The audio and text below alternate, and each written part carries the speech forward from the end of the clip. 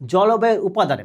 আচ্ছা, জলবায়ু এবং আবহাওয়ার ভিতরে একটা তফাৎ আছে, যে আবহাওয়া হচ্ছে আজকের ঘটনা, জলবায়ু কিন্তু কোনোভাবেই আজকের ঘটনা নয়। তাহলে কি দাঁড়াইলো? জলবায়ু বেসিক্যালি হচ্ছে অনেক দিনে, মানে দীর্ঘমেয়াদী আবহাওয়া হচ্ছে জলবায়ু।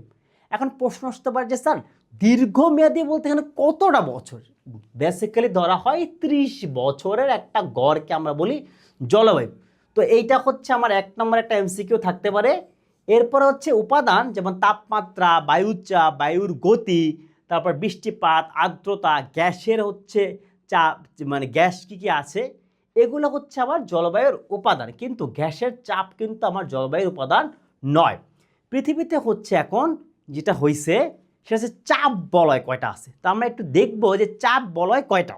চাপ বলয়ের প্রশ্ন যদি একটু আসে, যে বেসিক্যালি 4টা উচ্চচাপ এবং 3টা নিম্নচাপ আছে, এবং মোট চাপ বলয় হচ্ছে 7টা।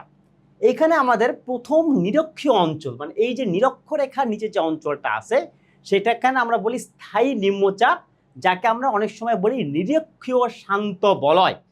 এরপরে এইখান থেকে আমি আবার 3টা এমসিকিউ পেতে পারি, যে কয়টা উচ্চচাপ, 4টা উচ্চচাপ, কয়টা নিম্নচাপ, 3টা নিম্নচাপ, মোট চাপ বলয় হচ্ছে 7টা। এবং আরেকটা হচ্ছে আটলান্টিকের কর্কটীয় শান্ত বলয়, যেটাকে আমরা পাই অশ্ব অক্ষাংশে। যেমন চাপ বলয় আছে, ঠিক একইভাবে একটু খেয়াল করেন যে চাপ বলয় যখন 7টা, তাপ বলয় কিন্তু মোট হচ্ছে 5টা। উষ্ণমণ্ডল, উত্তরে নাতিশীতোষ্ণ, দক্ষিণে নাতিশীতোষ্ণ, উত্তরের হিমমণ্ডল এবং দক্ষিণের হিমমণ্ডল। তাহলে এখানে আমরা আরেকটা এমসিকিউ দেখলাম যে মোট তাপ বলয় কয়টা। মোট তাপ বলয় হচ্ছে এখানে আমি পাইলাম হচ্ছে 5টা। তাহলে আমি আরেকটা এমসিকিউ দেখলাম।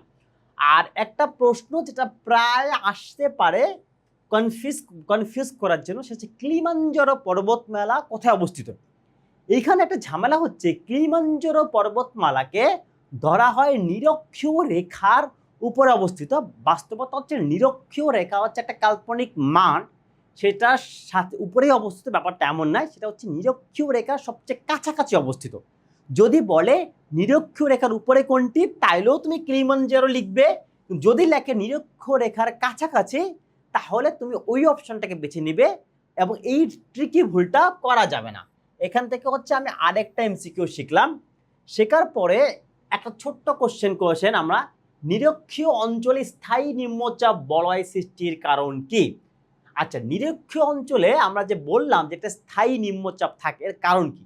এই দেখো, এই যে আমার পৃথিবীটা, এই যদি আমার নিরক্ষীয় বলয়, এইখানটাতে কি হয়, সূর্যরশ্মি একদম লম্বভাবে পতিত হয়, এবং এর কারণে বায়ু দ্রুত উষ্ণ হয়, এবং একই সাথে সে হচ্ছে ঊর্ধ্বমুখে চলে যায়। এই কারণে এই জায়গাটাতে একটা স্থায়ী নিম্নচাপ বলয় তৈরি হয়েছে, কারণ এখানে সূর্যরশ্মি হচ্ছে একদম খাড়াখাড়ি বা লম্বভাবে পতিত হয়েছে, হওয়ার কারণে হাওয়া হচ্ছে উপরের দিকে প্রবাহিত হয়, এবং এই কারণে এখানে একটা নিম্নচাপ বলয় আমরা পার্মানেন্টলি দেখতে পাই।